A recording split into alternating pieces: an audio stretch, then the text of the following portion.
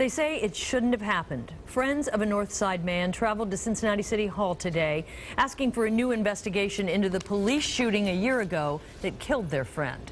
9 News reporter Tom McKee is live with the reasons behind their journey. Tom?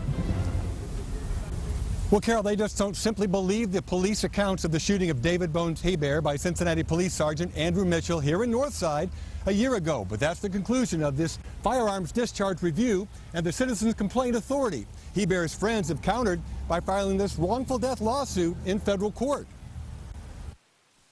April 27, 2011, Northside residents flood City Hall demanding answers in the Hebert case.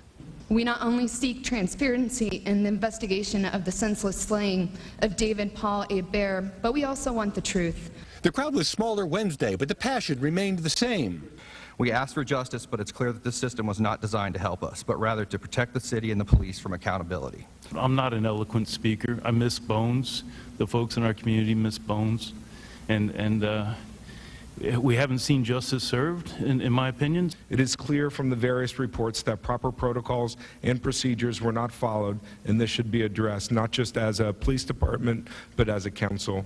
Hebert was a suspect in a cutting on April 18th of last year.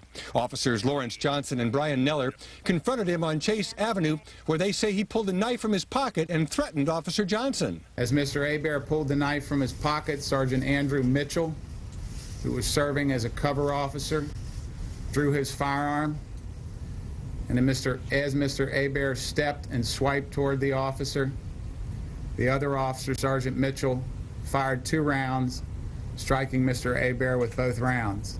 That's the account being challenged by Northside residents who formed a group called Friends of Bones to get further answers. That he was portrayed wrong, that